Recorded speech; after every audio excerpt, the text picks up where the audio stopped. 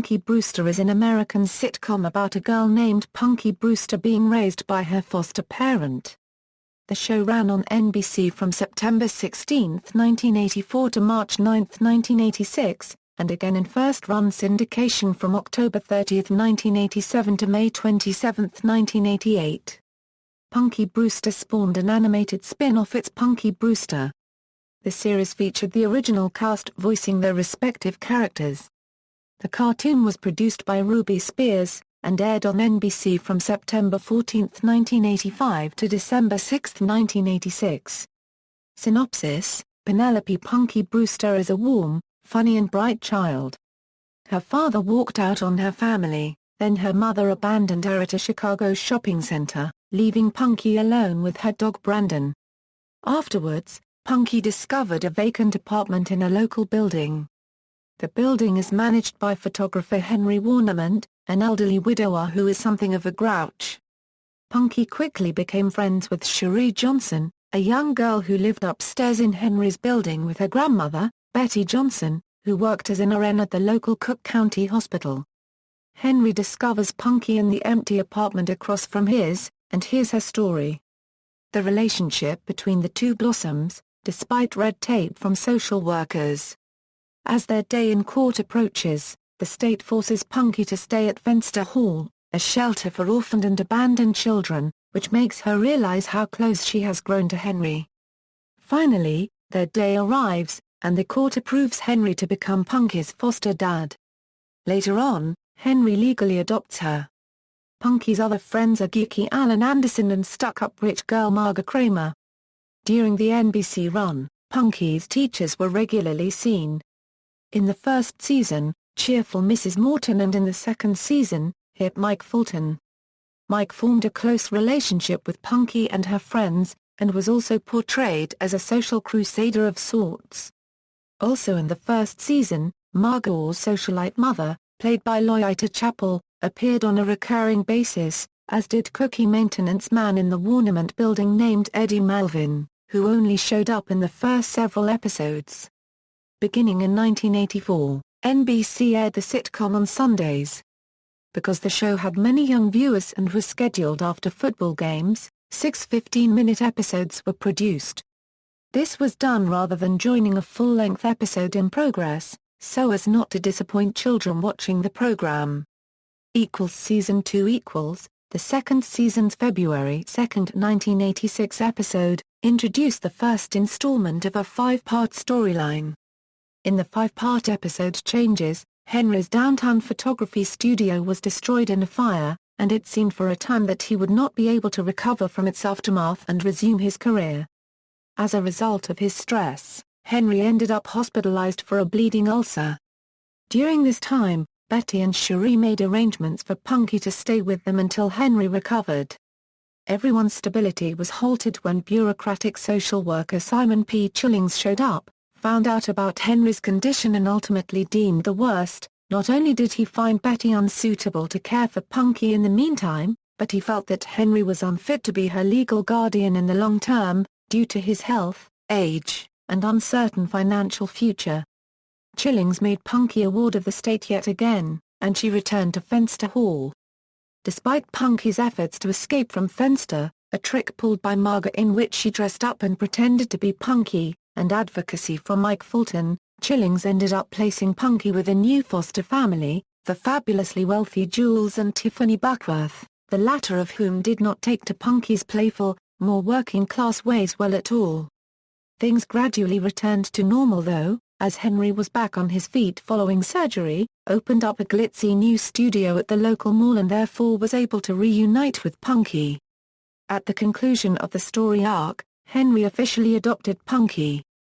Andy Gibb guest-starred twice on Punky, once as himself, hosting a preteen beauty pageant, and once as a music instructor hired by Henry for Punky, who persuades the young man to go out for a recording contract.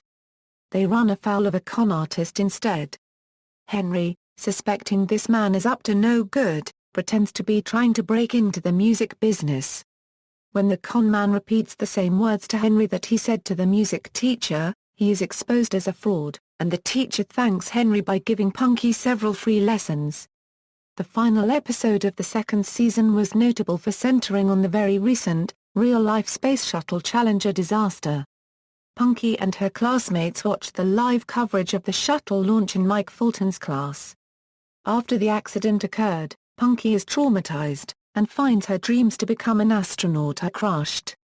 She writes a letter to NASA, and is visited by special guest star Buzz Aldrin.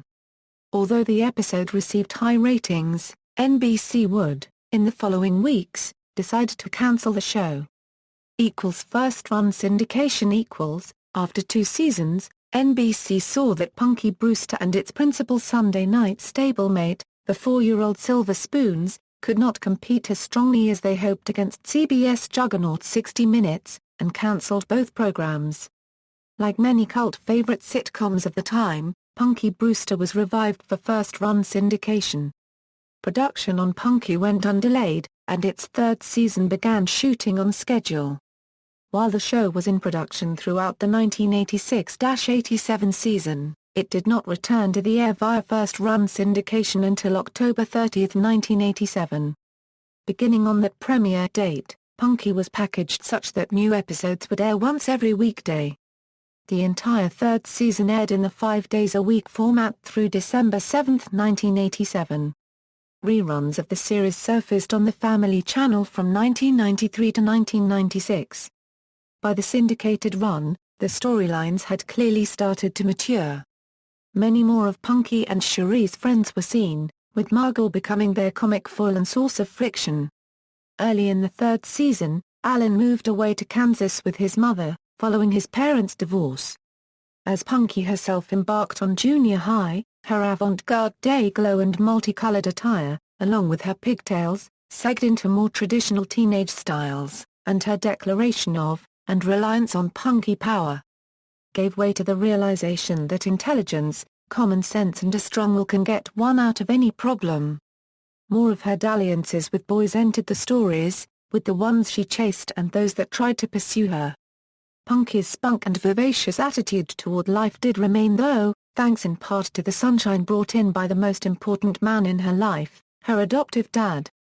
Henry's photography studio at the mall continued to see much success, so much that by the end of the 3rd season he received an offer from the magnate of Glossies, a photo studio franchise, for a $100,000 buyout of Warnerments, which also included the offer of Henry becoming manager of the Glossies location. Henry accepted, but soon found that his creativity and business style was not being appreciated by his new employers. He quit Glossies, but then decided to give in to Punky's and Cherie's dream to run their own teen hangout burger establishment, and invested into another mall property which ended up being splashed with as much color and originality as Punky's bedroom. All involved, which even included Betty and Margot, unanimously decided on christening it Punky's Place. Into Season 4, much of the action continued to take place at the mall, with Henry, Punky and her friends' efforts to keep their new restaurant afloat and the many teenage misadventures which passed through at Punky's Place. From December 10, 1987 through April 24, 1988, reruns from the 3rd season aired in the weekday Punky Brewster first-run syndication package. On April 27, 1988, new episodes resumed for the 4th season, and ran every weekday for exactly a month until the series finale aired on May 27, 1988. The final episode, Wedding Bells for Brandon, features Brandon falling in love with Brenda, a golden retriever who belonged to one of Henry and Punky's neighbors. Their whirlwind romance culminated in a wedding ceremony in the courtyard, which was mostly attended by other neighborhood canines. Production notes: the show was produced by Lightkeeper Productions and NBC Productions during the network run. NBC was not allowed to co-produce the series when it moved into first-run syndication, due to then existing FCC regulations regarding network involvement in syndicated TV programming.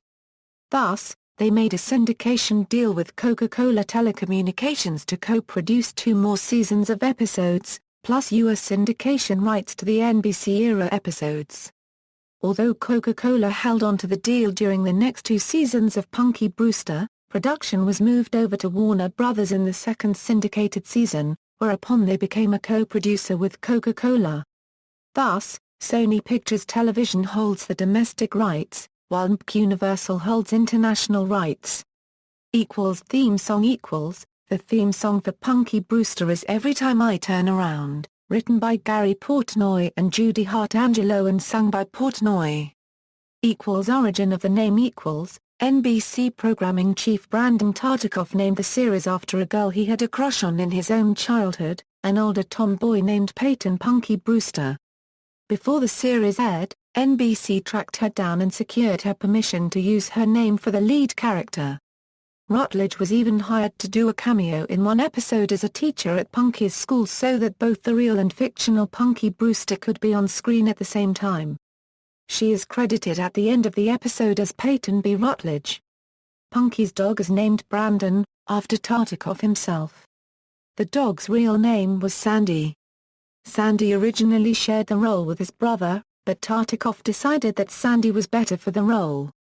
Cast: Soleil Moon Frye as Penelope Punky Brewster, Sandy as Brandon the Wonder Dog, George Gaines as Henry Warnemont, Susie Garrett as Betty Johnson, Cherie Johnson as Cherie Johnson, Amy Foster as Marga Kramer, Casey Ellison as Alan Anderson, Eddie Deason as Eddie Malvin, Dottie Goodman as Mrs. Morton, Loyita Chappell as Mrs. Kramer, T.K. Carter as Michael Mike Fulton. Episodes.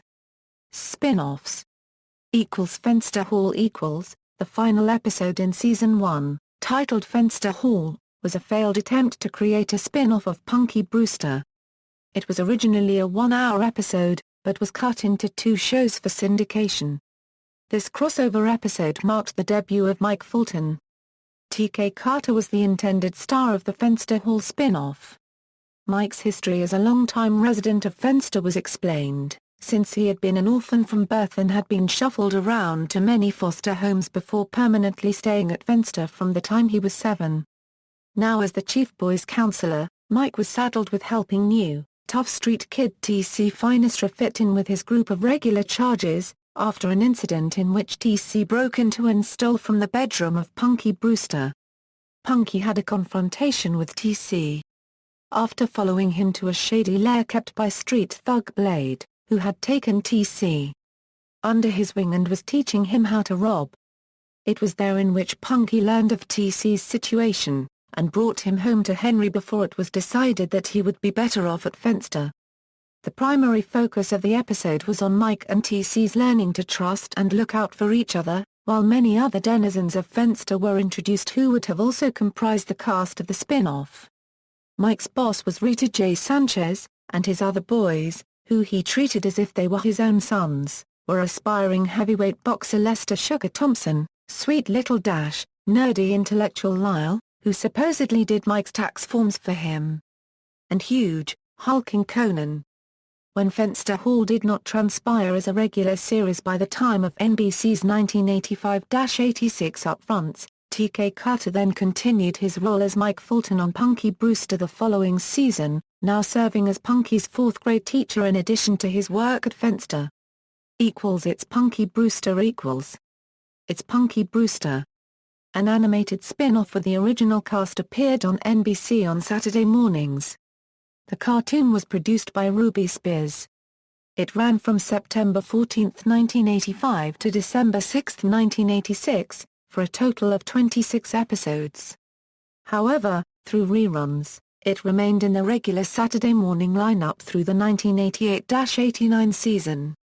The series was later syndicated by Cluster Television as part of a package featuring the DIC series Max's World, and Beverly Hills Teens. DVD releases: all 4 seasons have been released on DVD in Region 1 by Shout Factory, as well as separate discs that consist of 6 to 8 episodes of the series. All season releases also contain episodes of the spin-off cartoon, It's Punky Brewster. Mill Creek Entertainment also released 3 best-of collections of the series.